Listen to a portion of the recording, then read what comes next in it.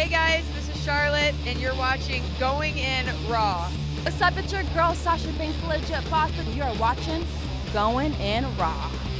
You like that? What's up? This is the most must-see WWE superstar of all time and his lovely, gorgeous wife. Marie. And you are going in Smackdown Live. This is the glorious one, Bobby Roode, and you're watching Going In Raw. Hey, Brendo, Steve here. And Larson. Yeah, welcome back to Going In Raw, the only pro wrestling podcast you're going to be listening to right here, youtube.com/Steve Larson. Larson, in the comments, the YouTube comments from yesterday, somebody said, I think it was Donnie Soares, I think it was just from today, he said, YouTube unsubbed me twice this month.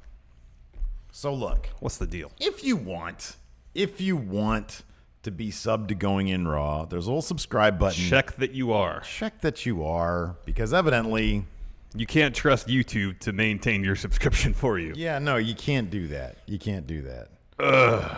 Yeah, it's bad. Anyways, we're not recording right there. Oh, we should probably do that. Do you want to go run up and do that real quick? I'll go do that. We can just keep going, though. All right. Well, I'm going to ask them real quick, what car should I get? Oh, you just got shocked again. Yeah. Oh, my goodness. Anyways. You should get a car like I have. Great gas mileage. Great warranty. Nah, that's weird. Can't be twinning that much. I don't want to do that. You should get an electric car. I told you my thoughts on that. 20 years, so I'm going to have this car for a very long time because that's what I do.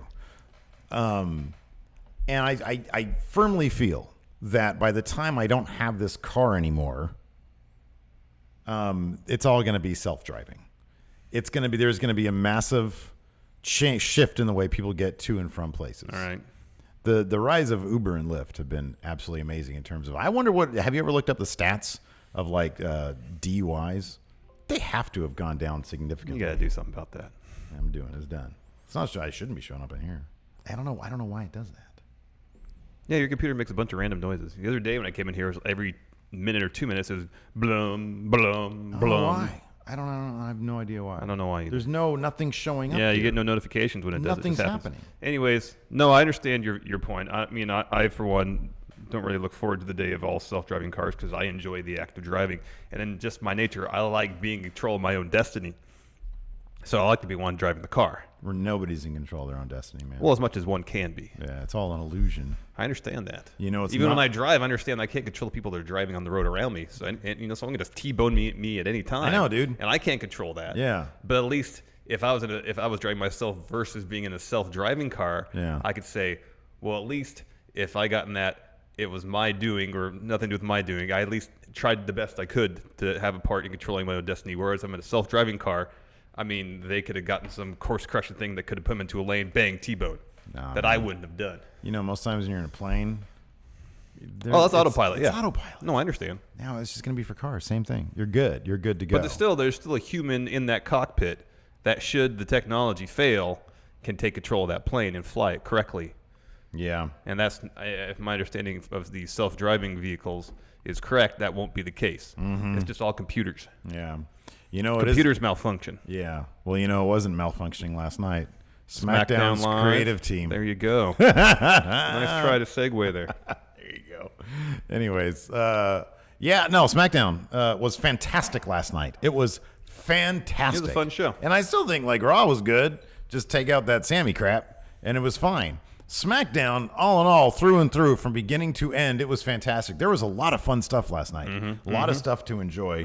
What kicked off the show last night? We had Miz TV with Miz. His first order of business was to announce the premiere date of his new reality show, Miz and Mrs. I think it's July 24th, June 24th, sometime this summer. Yeah. I didn't make note of it. He just announced the date. Yeah, I'm sure you can look it up on USA. Your local cable provider can give you that information. Anyways, so he brings out the New Day, and he wants the New Day to tell him who of them will be in the Money in the Bank ladder match. And of course they do that, and he says, "Okay, I walked into that one.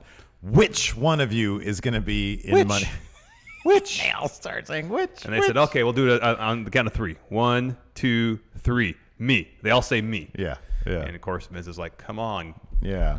Give me a break here. Yeah. He tries to manipulate them a little bit. Well, he tries to put each of them over, too. except for Kofi. He says, Kofi, you've been in 5 Money in the Bank ladder matches, haven't been able to win any of them. Mm-hmm. What do you say about Big E, saying like he had all the charisma, all the physical talent, but there was something. Oh, he doesn't take himself seriously. He doesn't take himself seriously. And then you say, Xavier Woods, you take yourself seriously. You know, you're the brains behind up, down, this massive YouTube channel with over 1.5 million views. But what was the caveat? I was surprised. There was no caveat, was there? He said, imagine how much bigger you could be with up, down if you're wearing the WWE title. Oh, yeah. As you're playing Fortline. and then everybody laughed at him because it's Fortnite, which was a really kind of a cute moment because even Miz sort of laughed about it. Yeah. I thought it would have been better. This is nitpicking. It would have been much better. He says, if you try to build your in-ring career the way you built up, That's down, where down. I expected it to go. I thought he was going to go there. Yeah. Yeah. That would have been good. But no, I see what he's saying. He's appealing to, I could build that even more up if I'm the WWE champion. Mm-hmm. I really like, number one, I really love that they're teasing so hardcore the idea of the New Day winning Money in the Bank. That would be so freaking amazing. Yeah. If New Day pulled that down. Heck if they yes. got that would be fantastic. That'd be fantastic. Yeah. So, anyways, again, they stymie the Miz in his attempts to find out who from the New Day is going to be in the Money in the Bank ladder match. And then he says, the Miz does, I can beat any member of the New Day any day of the week. Mm-hmm. And they all, talk, commiserate amongst each other, and they say, okay, it's gonna be Big E. Yeah. And the Miz says, there you go. Big E is gonna be in the Money in the Bank ladder match, and they all go, no, hold on. It's gonna be him, Big E, facing the Miz tonight in a match. Right. And the Miz says, no, I'm not gonna have a match tonight. Goes backstage. He's met there in gorilla position by Paige. They must not gotten their cue right away to start the conversation because they kind of stand there awkwardly for a few moments. It was, I thought that. Maybe they thought they were going to cut to a video package or something. Well, I thought that. Look, I take for granted that things go smoothly on a live broadcast. So I sort of looked away, and then I was like, I thought they were going to go to commercial, and they were just standing there, and I was like, they're doing like a little moment of awkwardness right now. Well, then the Miz, I think you're right. The Miz did like a couple gestures without talking. Yeah. Like saying, "Oh, yeah. Are we going to have a conversation here?" Yeah. And then they get into it. They're a gorilla. Why isn't somebody saying, do this? I know. Like, talk. I know. That's weird. They were doing gorilla conversations on Raw the night before? Yeah. Okay, so but that's kind of a new thing. That's kind of I like that. I kind of like that. I do too. Anyways, Paige says, no, you have a match with Big E, and it's happening right now. Go back out there. Yeah. And he's like, no, can we just stand here awkwardly for some more? That's funny. I didn't even think that was like a goof up. I was like, they're just standing there awkwardly because Miz ran away. It went on way too long to just be an awkward moment. Yeah. Oh, that's funny. That's hilarious. Someone missed their cue or forgot who had the first line or something. Oof. Or they thought there was going to be a video package rolling before that. I don't know. It's a live broadcast. There's a lot of intricacies in orchestrating a live broadcast. It's funny. And the fact that this kind of stuff doesn't happen on a regular basis is actually super impressive. I know. It's what's funny? You know what's hilarious is that we've been watching wrestling so long.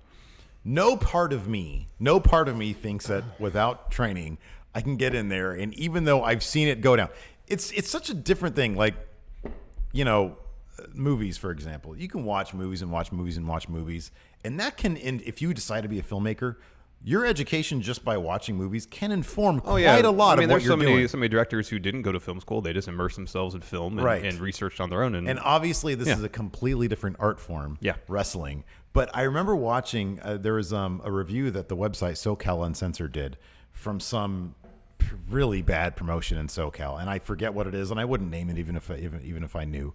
But they ran it down in their review, and they showed videos. And I swear to God, dude, it was as if you and I, without a single day of training, got in the ring and started trying to wrestle. It might have even been worse. And so when I look at that, I'm like, oh, man, that is such a reminder at how not easy wrestling actually is and how much real training it is. And that's just the in-ring product. That's just the in-ring product. That's not doing counting a live broadcast. Promos in the midst of a live production. Yeah. It's a huge endeavor. Yeah, it really is. And the fact that they get it right 99% of the time is incredibly impressive. Yeah. So that gave us the match. The Miz versus Big E. Shout out to Patrick Sparks sitting in the second row with the Going in Raw sign. Yes, shout out to Patrick. And I didn't get a picture of him, but Mikey Omega did send me over a picture of, let's see here. I know his last name is La Montagne. Let me get his first name. He's the current Friendoverse champion, and his name is Matt LaMontagne. I have a picture of him right here holding up at SmackDown the Friendoverse Championship. That's pretty cool. Right there. Friendoverse is the closed Facebook group for Friendos. Just go to Facebook if you want in. Type in Friendoverse, all one word, and apply to be in the group. There are, according to from what I've heard, we're not running it. It's Mikey Omega. It's his thing, but he keeps a really tight, positive ship. He's all about the power of positivity. Yes. And you got to have your credentials, your bona fides. Yeah. He asks some questions. There's an entrance exam. There's an entrance exam. It's like the bar, not the bar. It's like the bar exam. The bar exam, yeah. Entrance to being lawyer. I wonder if we could pass this test. Probably. I'm terrible. No, probably not. Yeah. Man, I'm so bad with all that kind of stuff these days. Like tests and like trying to remember what I did back. I was digging through my parents' garage like a year ago. Yeah. And I came across a paper that I wrote senior year in high school. And it was amazing. It was so well written. It was so good. Couldn't do that now. Yeah, no, that's kind of how I feel about my papers. If I had to write a paper now, it'd be terrible. I mean, I've burned off so much. I haven't taken an English class in more than 20 years. Senior year in high school was the last English class I've taken. I don't remember how to You didn't use have to take any in junior college? No, because I took AP English and passed the test. Oh. I took an English lit class in college. I loved it. It was great. Like, I don't even know how to use commas anymore. I just put commas everywhere. You're the run-on sentence man. No, I don't. It's not run-on sentences. I just put commas everywhere. Yeah. That's good. I like it. Anyways, back to this match. It was a solid match. They gave it a ton of time. I like how they do this on SmackDown. They open the show with some sort of talking segment and then give you 20 minutes of wrestling. It's great. So there's a lot of good back and forth during this match. Eventually, The-Bar comes out, attacks Xavier Woods. Kofi Kingston jumps off, I think, Cesaro's shoulders into Sheamus, makes the save, but eventually The-Bar gets the upper hand. Brogue kick for Kofi. And this all serves as a distraction as Big E is going for a big ending. Miz takes advantage, hits skull-crushing finale, gets the win. Yes. Yeah. Good stuff. So all in all, a very good match. Good storytelling. Great way to kick off SmackDown. Yes. Really fun. And it's just, I don't know, it just felt fresh. Having The Miz on SmackDown, The Miz, he really is the glue. Yeah. He's the glue. Well, there's that, and there's also the New Day kind of, going after singles pursuits. They're shifting out collectively. of the tag. Yeah. Shifting out of the tag division is something new and fresh. And I like it. I like it a lot. Next up, we saw Cass. Walking backstage on crutches. Like berating people, too. Yeah, he was pretty surly about his current predicament. Yeah, people seem pretty. And we heard Monday. This is all a work. Him selling the injury thing, and it still could be, but there is also rumors that like backstage he was legit walking with a limp. So either he's a pro. Oh, he's a pro, man. Or maybe he actually did tweak his knee a little bit. I'm telling you, man. I think a lot of people still want to crap on Cass, and I don't get it because I think that the work that it's obvious that he's put in his time off. Especially with the character stuff. But like, man, you remember where he was before? He was shaky on the mic. I know. And it's like we were just sort of giving him golf claps for the baby steps he was taking. Man, he's walking now, so to speak. Anyways, next up, there was a Daniel Bryan interview. I kind of liked how this was lit. Like before the Renee Young showed up. Yeah, I know. And then he stepped to his left, and you could see the blue light behind like a piece of fence or something, and it ruined the illusion of it. Yeah. It's like, is there really like actually a really moody kind of corner of this arena in was it Worcester, Mass they were in? It's like, wow, that's pretty neat. And then he just steps to his left to meet with Renee Young. It's just a blue light going through a piece of fence or something like that. Yeah, it was good. Kind of ruined the illusion. But yeah, no, it was good. At first it was, but then it just turned into regular weird. And I feel like the camera light turned on as he approached Renee Young because it got brighter. I know it did. It morphed into just standard backstage segment as opposed to, wow, this is actually really So well lit. when he was kind of warming up in that moody light, was that like a subjective point of view? Was that... Is that what they were doing? Or was like Daniel Bryan in his own space? Yeah. Preparing for his match, and this was the visual representation of it. And then as he stepped over to Renee Young, in doing so, he was stepping out of his space into WWE space. Yeah, well, given that they don't even know when Roman's going to win the Universal title, No, I know. no. Not that much thought has been put into anything, dude. Anyways, Daniel Bryan gave an interview with Renee Young, talking about, what was he talking about? Jeff Hardy, probably? Yeah. They had a match. Yeah, they've never had a match before. Yeah, that's cool. Yeah. Yeah. I really like, I look at this and I'm like, I don't remember what he said. But Jeff Hardy's interview was fantastic. Mm-hmm. That guy was. Yeah, that was great. He was high on life, huh? Yeah. Man, that was great. So all his synapses were firing and what was something else. Made another brain reference. You know what? I remember what I was thinking during Daniel Bryan's interview. Because I don't think there was anything that special about his interview, but I do recall thinking to myself, man, his hair looks so good. I know. And it feels like literally a month ago that it was that weird, awkward phase. I know. His hair grows really fast. He powered through so quickly. I know. I freaking wish, man. But no, I've got this frizzy cat on my head. I don't get that. I don't get that. I'm losing cool my stuff. hair, so I can't grow cool hair. I wish I could. What a sad couple of His sacks hair, of crap we looks are. incredible. It looks amazing, and that's what I was thinking. I was like, It looks thick. it made me want to start growing my hair. But full. you guys know what it's like when I grow my hair. Thick and full, but soft. Yeah. Oh, I know. It's fantastic. That's what I was thinking. If I could have anybody's hair right now, it'd be Daniel Bryan. And it's the perfect length. Oh, mine would still be Sonata. I don't know. If I could look like any human being on the planet, it'd be Sonata. Well, like from head to toe? Yeah. No, I get that. Yeah. Because you'd probably lose a couple inches if you were as tall as Daniel Bryan. Yeah, I would. Yeah. That's why I say Finn Balor, because we're about the same height. Mm-hmm. He's got about 25, 30 pounds on me. He's got some decent hair, but I feel he's got a good hair. I head feel of like hair. his is starting to widow peak too. Well, I don't mind a little. I think Daniel Bryan's probably is too, but it's so long, it's sumptuous. Yeah. That you don't pay attention to that, man. That's good it's stuff. Like, wow, he's got a great head of hair. Can we talk about this next match? Yeah, this was great. Lana comes out with maybe the most win face / win dance.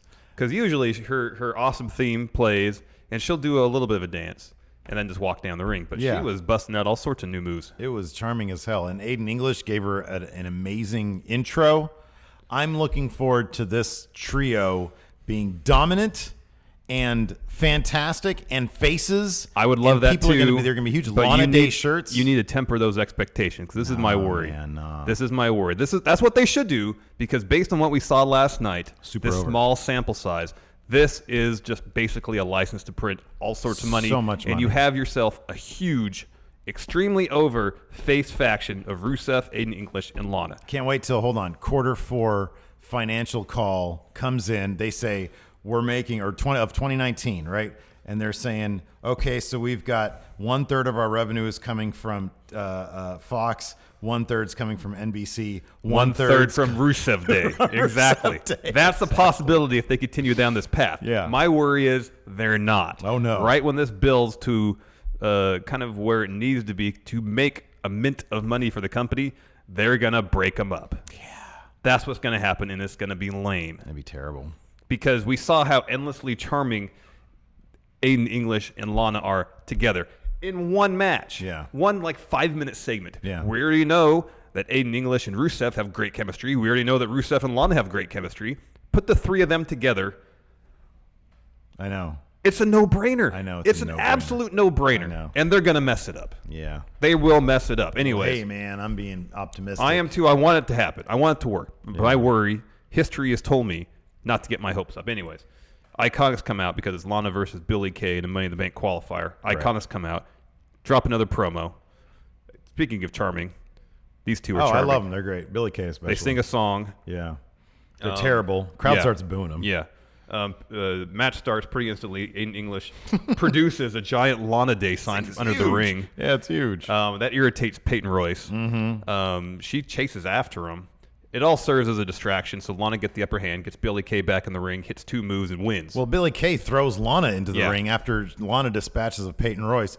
Billie Kay throws Lana back in the ring. Oh, yeah, kicks her, spinning heel kick, and then an X Factor. Yeah. Picks up the win. It's Lana's first singles win. In her career. And the emotion on her face between her win dance and win face, and then the emotion in the ring right afterwards, it feels like she might have been told that she was going over either right before she went out there. And because it was I told you this off camera, it was a really simple sequence of events that could have been explained right before she went out there. Maybe that's not the case. Maybe she knew all day. I don't know. Steve doesn't know. I don't know anything. I don't have any backstage info. But the emotion that she showed, I mean, maybe it would have been a big deal regardless. It was very real. It was very real. I wonder if the moment would have been amplified if they had had Rusev come out and celebrate with her. Imagine the three of them, hands raised in the middle of that ring. Yeah, maybe. Yeah. Telling you, man, license to print money. But you know what? I wonder. Maybe he was given the option. He said, "I want her to celebrate. I want her to have that moment. Let her have the spotlight all to herself." That's entirely possible. I like that because, man, it felt super real. Let's see here. Next up, we had Zelina Vega promo, and she says, "What's this competition they're giving us? We want better competition. If they're not going to give it to us, then we're going to take over." I mean, it's a valid point. They gave him a jobber last week. They gave him a jobber this week. Yeah. The jobbers get a couple moves in, but otherwise almost looks like he's beating them up. Oh, he's working super stiff. He's working stiff. He's working crisp. And I can't wait until he's in a match with someone on his level. He's gonna. Oh man, I can't wait. Blow the roof off the place. Who's the first one you want him to feud with? How great would it be if he was, instead of Big Cass, if he was the one who interfered in Daniel Bryan? And they're like, we want the real competition. We want you. Daniel Bryan versus Almas. Oh man, give me that all summer. Oh, God.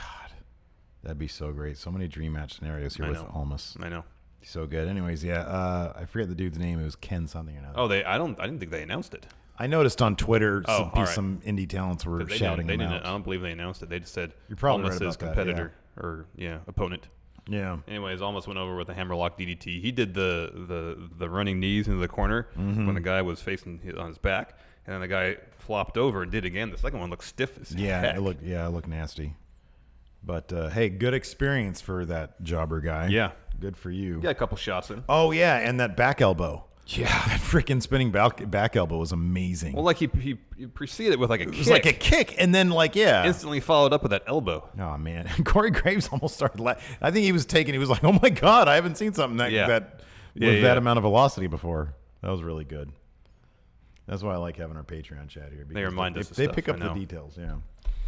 Anyways, next up, we saw a very close-up shot of what appeared to be Asuka because it was the Asuka mask. But then it wasn't Asuka. They pulled back, and Charlie said, Carmella, and Carmella brought down the mask. I love Carmella these days. Yeah. I think her promo work, it's so clean, it's so crisp. She knows her character completely, and she's completely comfortable with it. Yeah, she does, and I feel like what she talks about in terms of wanting to be taken seriously as a champion, I get the feeling that she really kind of feels that way. I get the feeling that she's putting in the work. I think so. I mean, I'm not sure how long it's going to be before she becomes like a really good wrestler, but in terms of everything she can control and can get, she's getting better at a lot of things, and the wrestling thing hopefully will come along. But in terms of having the presence of character, I think it's there.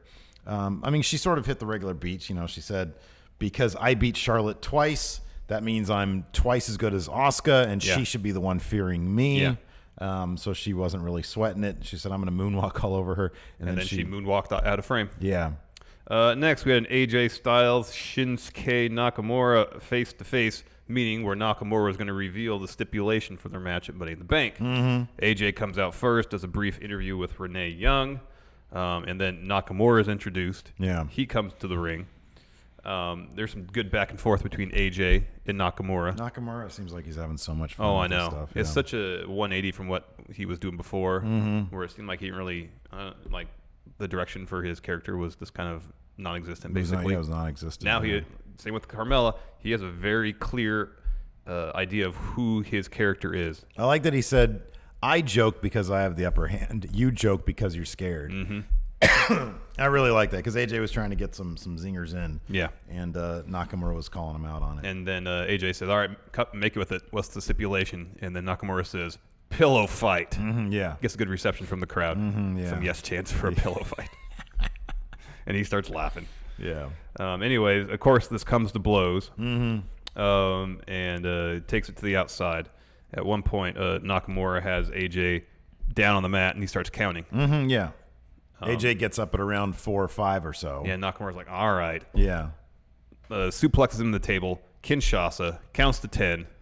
And then gets on the mic, gets on top of the announce table, gets on the mic. And just says, last man standing match. Yeah. That was good. That was really good. I like it. I think it's great. I would have preferred an I Quit match. I think maybe after Last Man Standing, they'll go there. Last Man Standing should be cool because from what I understand, if I'm not mistaken, Last Man Standing is also no DQ. So you can use whatever you want, whenever you want. Exactly. So that sort of separates it. Because I was kind of worried. I was like, well, we kind of just saw the end of a Last Man Standing match, the last one, where they did the 10 count and neither man got up. Yeah. But in a proper Last Man Standing match, it's no DQ, so you can just wail away with chairs, whatever you want. Well, that last match with no one answered the standing 10 count, that was a no DQ that was match. no DQ also. Yeah. Well, what do you want? I'm sure I have faith that they'll make it even better. They've managed to make each one of their matches a bit better. Yeah. Matches have improved as this feud has gone along. Yeah. Still an I Quit match would have been cool. Yeah, we might see that. Next, the Usos versus the Club. Winner, number one contenders for the SmackDown Tag Team titles. Yeah, this was interesting. This was pretty quick. It was basically as quick as because there was a promo that preceded it. Yeah. The Club were, they eventually ended up calling the Usos nerds.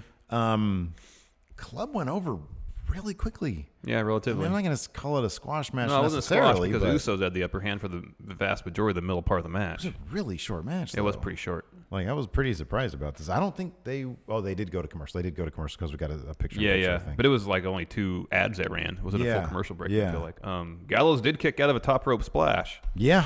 The Usos were going for the double top rope splash. Anderson pushes one of them off the turnbuckle, and eventually Anderson pinned somebody. He was not the one that was pinned. Yeah. He pinned Jimmy Uso after Magic Killer. Yeah. Club, new number one contender for the SmackDown Tag Team titles. They will lose to the Bludgeon Brothers at Money in the Bank. Yeah, for sure. But, I hope over the next couple of weeks we at least get to see the Club, do something. I hope we at least get to see the Club. Yeah. Oh, yeah. over the next Let's start couple with weeks that. on TV. Let's start we with get that. to see the Club.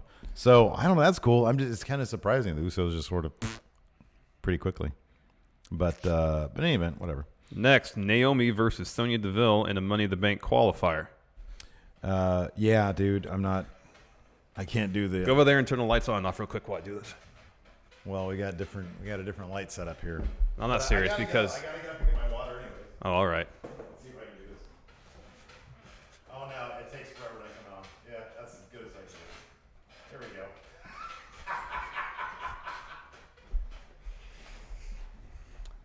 So yeah, Money in the Bank qualifier. It was a decent match. Sonya Deville really continues to improve. Yeah, I like her. She's good. But she came up on the losing end. Naomi pinned her after a roll-up.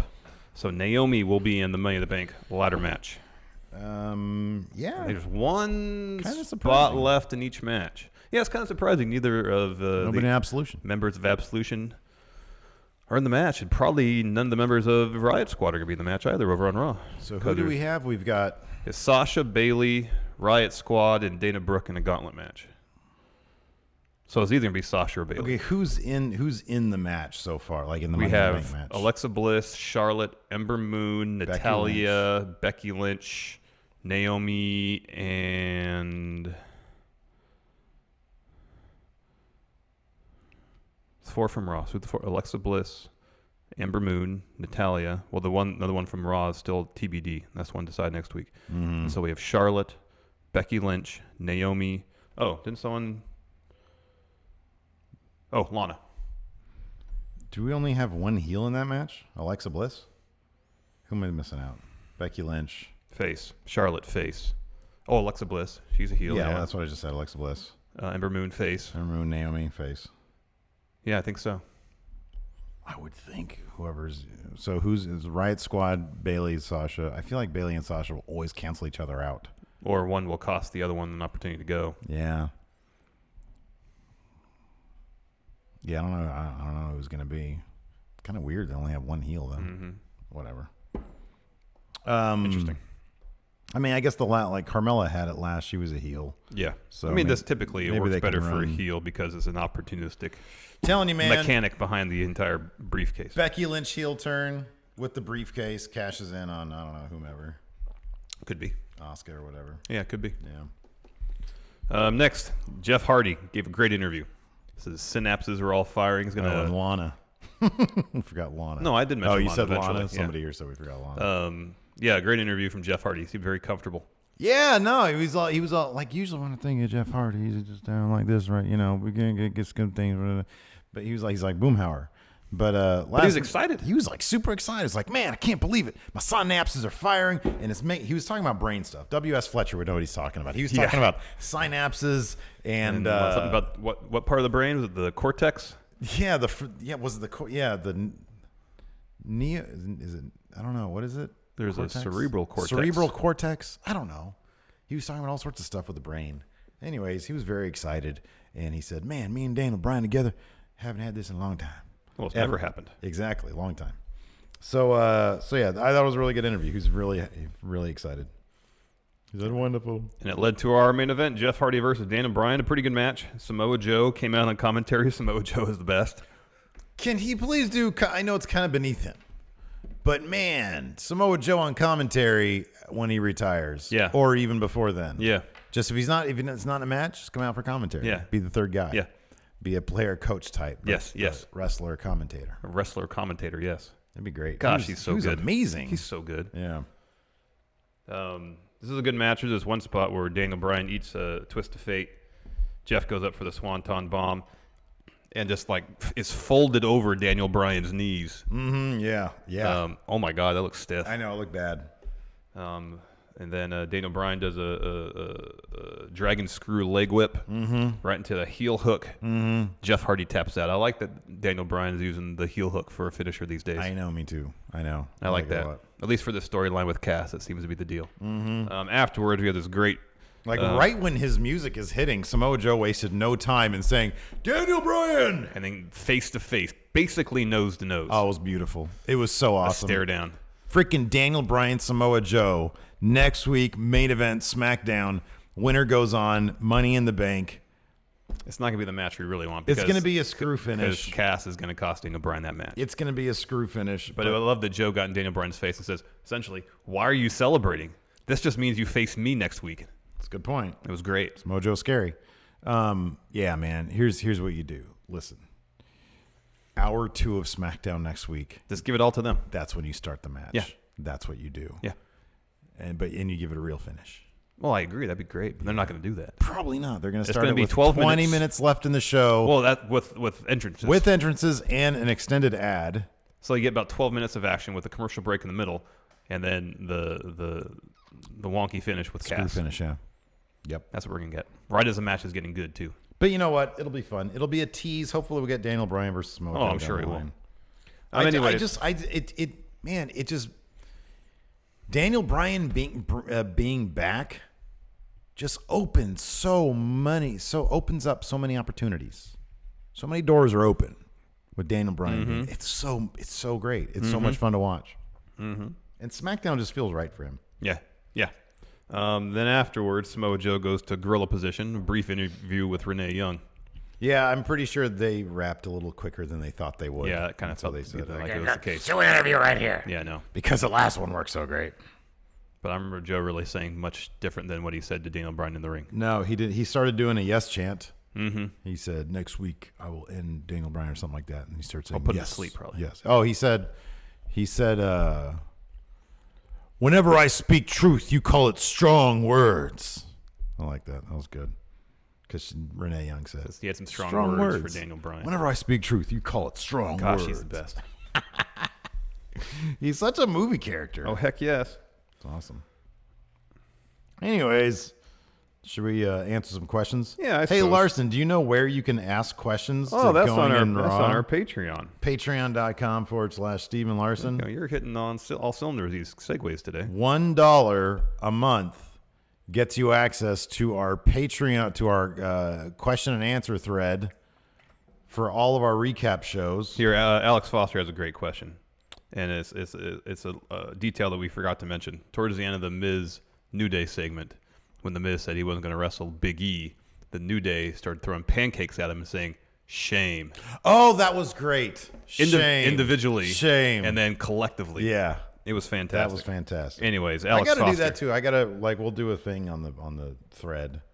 What small moments would you like us to address? Yes. There, Patreon, $1. There a you month. go. And Alex Foster also gets you access to the Discord. Yes. Alex Foster. What other tag teams should bring food to the ring with them and throw them at people? Bludgeon Brothers with turkey Meats. legs. Oh yeah, there you go. Like giant turkey legs. The giant turkey legs. That's a good one. Usos with prison food. All right. Trays, like prison trays. Yeah. But then, and it's like mashed potatoes with a shiv hidden in them. Thebar. Yeah. With some pub mix, like pretzels, some nuts. There you go. Pub mix. That's a good one. I like that. How many tag teams over on Raw? What would the Authors of Pain have? Yeah, I have no idea what they eat. Who else is over there? Oh, the Revival. The Revival. Oh, what do they eat? I don't know what they eat. What about the Club? Little box of nerds. There you go. That's good. Jack Dolan with SmackDown moving to Fridays on Fox. How will that affect your podcast schedule? Well, here's the thing. We did this to kick off the show on Monday, I believe, right? We've got Raw on Mondays. Right And now, then- SmackDown's on Tuesdays. Yeah. But that's getting moved to Fridays in 2019. We still have NXT on Wednesday, nothing on Thursday. We Here's the also- thing. 205 Live is right now taped after SmackDown on Tuesday. Will that change when SmackDown moves to Friday? We don't know what's going on with 205 Live. We don't know what's going on. There might be more network programming. It definitely, maybe the Monday show. I love the way we have it right now. Yeah. Because Mondays and Fridays are the bookend news days. Yeah. And I love that. I don't know what we're going to do. We have a year and a half to figure it out. We're too old to come in on Saturdays. We're not trying to do that. Come on now. It'll do better if we do it on Saturday. I'd rather do it Friday night No. after the show. No. Because it'll be like 10 and I'll be ready for bed. Or I'll be out getting loaded. I'll get my load on. Because that means every Friday night we'll have to not go out and have fun. I agree. I don't like any of it, but I also don't like coming out on Saturday. All right, and then Monday it is. Raymond We'll Earl. see. We have a year and a half to figure it out. Exactly. Maybe Raymond I'll Earl. put it on Friday. Yeah, who knows? Raymond Earl, think last minute there is still a chance they'll do a tag team Money in the Bank. No. No, they're way past that. Oh, here we go. Liam Wagner, create a broadcast team consisting of current active WWE talent when they retire. 1, Samoa Joe. Oh yeah, for sure. Kevin definitely- Owens. Yeah. Oh God. And Did you see Kevin Owens' little vlog? Oh, I didn't watch that yet. Oh, it's so great. It's so awesome, especially like he's running down Bobby Lashley while he's coming out, while his entrance music is playing, and then all of a sudden you hear Braun's music, just Braun, and he freaks, he goes, oh, and it cuts. That's funny. It's hilarious. Joe, Kevin Owens, and we need a face. Well, I'd say Sammy as a face. If All right. Sammy was a face, it'd All be right. him. Or AJ. AJ would be good. Could you imagine if it was AJ Styles, Samoa Joe, and somebody else that has history with those guys? Like Bob Roode? Yes. That'd be amazing.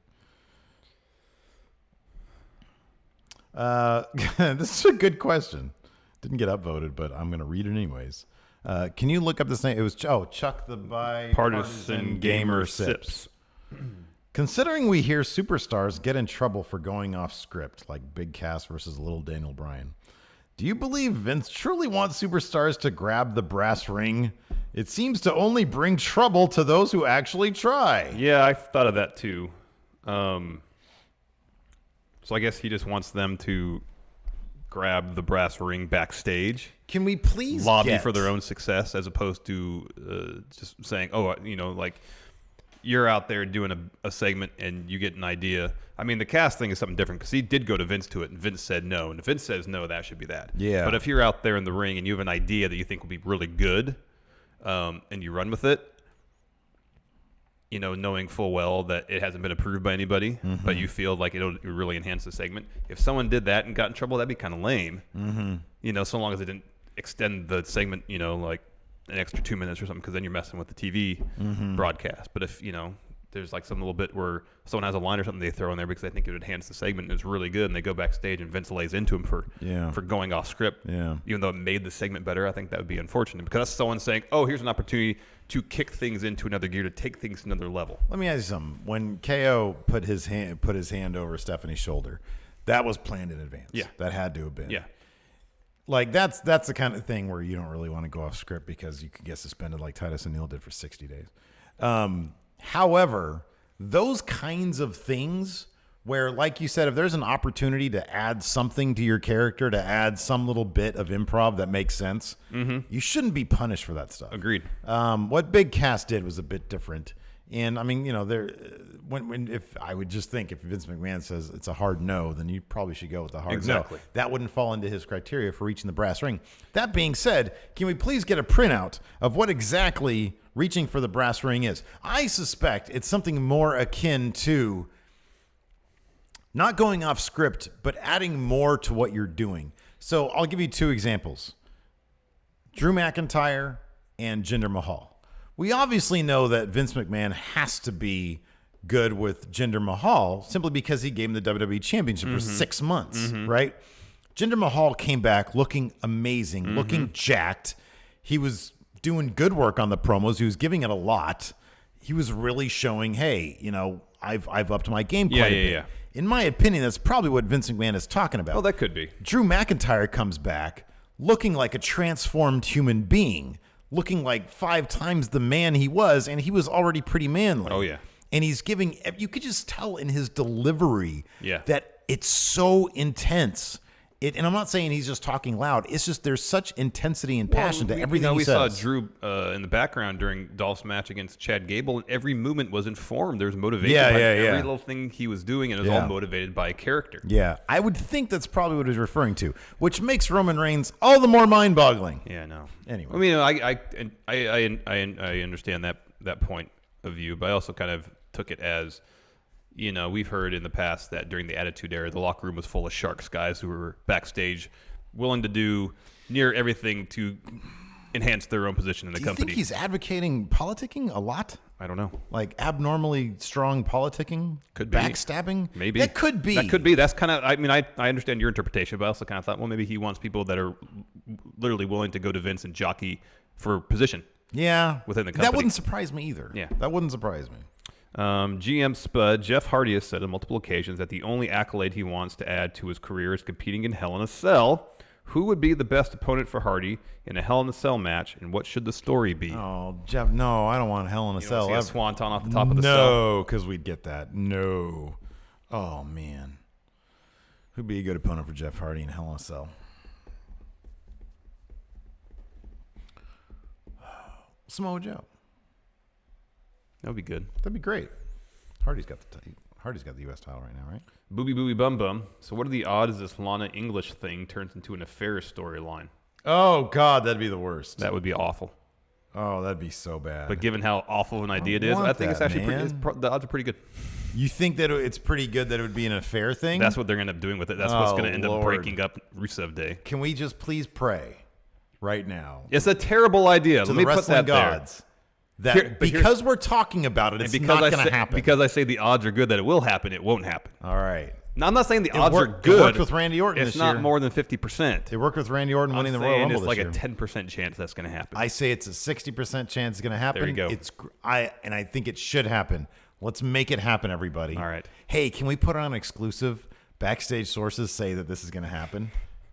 And then we'll be wrong, and we'll be like, oh yeah, Going in Raw never gets it right. We take the worst case scenarios and we try to make sure they don't happen. There you go. Marvelous Marcus Tyler, since the Bludgeon Brothers and War Raiders are basically the same gimmick, book how they would form a big bearded man faction. Thanks, friendos. Bludgeon Brothers and War Raiders. And they're both kind of medieval. Yeah-ish. How they would form a big bearded man faction. They would hand out flyers for their new club. Yeah. That's what War Raiders would do, and then Bludgeon Brothers would see them, and they'd be interested. They want friends. No, this to is play this, with their this toys. is how you do it. So the Bludgeon Brothers, have toys.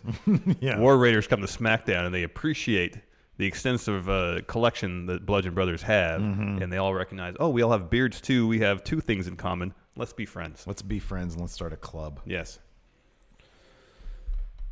Let's see here. Jonty asks, I love some good trash talking, but sadly, WWE writers are not that creative with insults. I want you to come up with 3 creative insults for WWE superstars. Roman Reigns really needs help in this regard. Yeah. Is there something that plays off his yard, the guy, big dog, that he could use as like a catchphrase insult? I mean, he could walk up to somebody instead of like trash talking. He could lift their leg next to them. Lift his leg next to him. Lift his leg next to them. And then do the like pantomiming pee-peeing on them and then say, big dog. Right, there you go. There you go. That's creative. Or say, you're in my yard now. You are my yard now. Yeah, he's marked his territory. You're my yard now. There you go. Yeah, that's good. Big dog. You're my yard now. Everybody's my yard. I'm not Baron Corbin. Hey. With the early SmackDown promos for Sandy emphasizing they were bringing chaos to the show, and Nakamura being the former leader/founder of Chaos in New Japan, is there any chance that was a hint that they will debut in the WWE Championship match at Money in the Bank to help Nakamura win? Probably not, but I do think a Nakamura Sandy versus Styles Club feud could be a lot of fun. It'd be weird. It's not out of the realm of possibility. Although I would really doubt they'd be that, like, using the word chaos. I think that they would probably not. I don't know. Probably not. Because in NXT, it wasn't chaos that was their thing. It was anarchy. That's what they would talk about. Yeah. If I remember correctly. So I don't know. I mean, it wouldn't surprise me if they did. It honestly wouldn't surprise me if they did. And I think it'd probably be kind of fun if they did. Better than a lot of the other things that I feel like they could do with Sanity. The glorious Steve Klain. Hey, friend, knows why does the beginning of Lana's entrance music sound the same as No Way Jose's? I don't think it does. Because No Way Jose starts with that. The same instrument? That's how No Way Jose's song yeah. starts. But Lana's, it starts with a little instrumental thing before the beat kicks in. Don't they both have a similar instrument? Well, I know there's steel drums in Lana's that din sounds like it might be steel drum. What's the one that goes? Some sort of horn, it sounds like. I feel like, don't they both have horns in them? Doesn't No Way Jose have horns in it? Maybe. Doesn't it? Yeah, it could be. I don't know. I think they both have horns in it. We'll have to listen to No Way Jose's first. But no, that has a 4 on the floor drum beat to start, whereas Lana, it takes longer for the beat to kick in. Lana's theme is so good. We were listening to it in the pre-show today. It was great. Maybe chat can tell us if there's horns or steel drums. Other horns in both songs. Doon.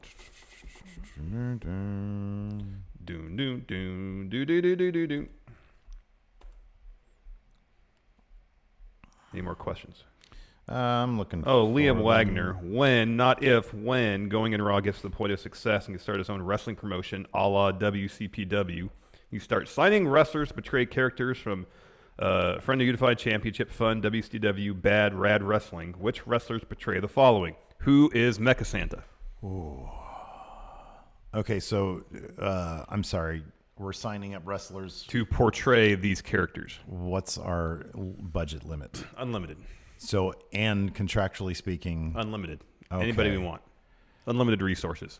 Oh man, Mecha Santa. So we need. I mean, it'd be Mark Calloway, be the Undertaker. All right. They'd have to rebrand him as Mecha Santa. Yeah. He's kind of there, you know. Just give him some green hair, a big green beard. I think it would be a good top notch.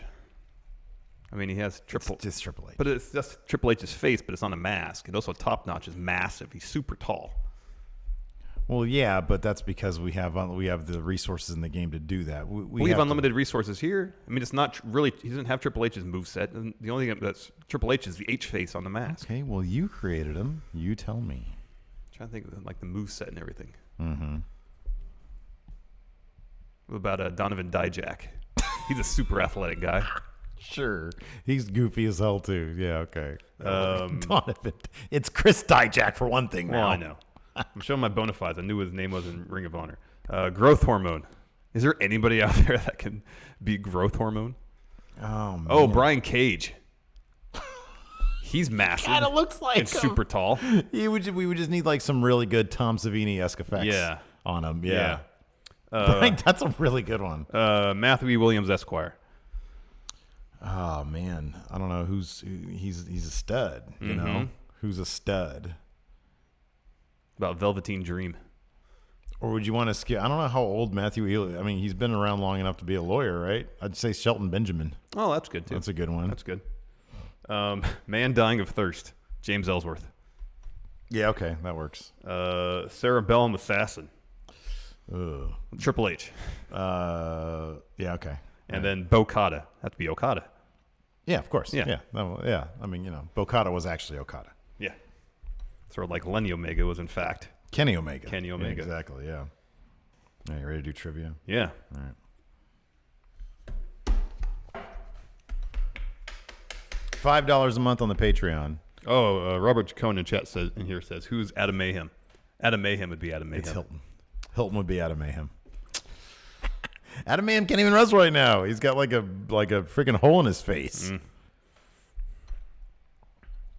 Who's going first? I'll go first. Let's see here. Superstars. Superstar bio. Yeah. The Barbershop was an interview segment hosted by who? Brutus the Barber Beefcake. Very good. Survivor Series traditionally takes place around which U.S. holiday? Thanksgiving. Yeah. What was the name of ECW's first pay-per-view? Ooh. Barely Legal. Very good. Who was the only man to win the King of the Ring twice?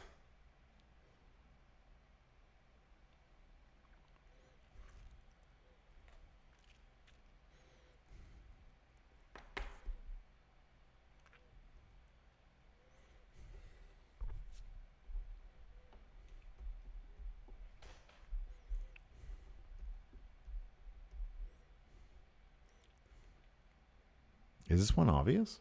No.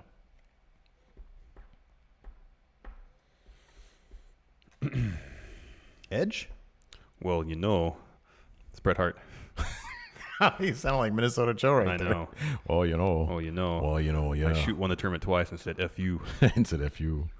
What was the unique venue for WCW's Hog Wild pay-per-view? Oh, it was at a motorcycle rally in Sturgis, South Dakota. Very good. Sturgis. Who did New Jack infamously cause to pass out through blood loss at an ECW house show in 1996? Mass Transit. Who was the first ever WWE Divas champion? Oof.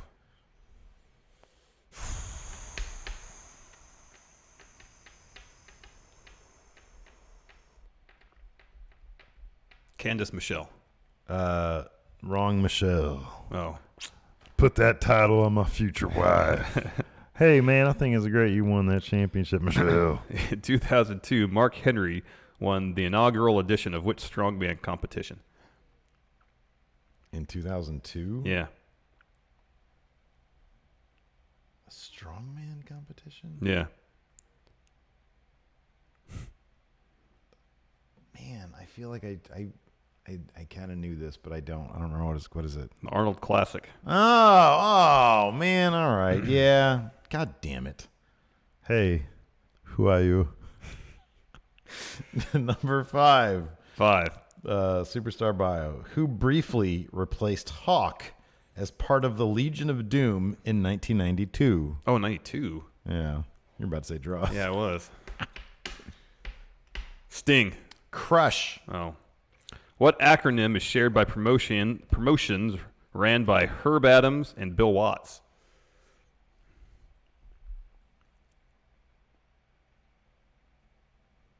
What acronym?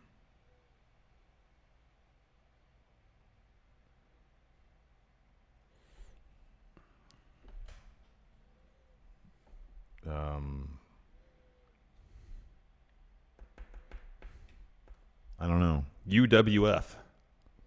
Would not have known that. Which name connects Tito Santana and Ricky Steamboat? I don't even really understand this question. Is it a tag team name or a person's name? Which name connects Tito Santana and Ricky Steamboat? It's not a tag team name, no.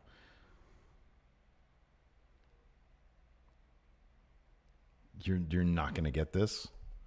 Which name connects Tino Santana and Ricky Steamboat? But I'm not even really sure what this means. Randy Savage? It's Richard Blood. That's the answer right there.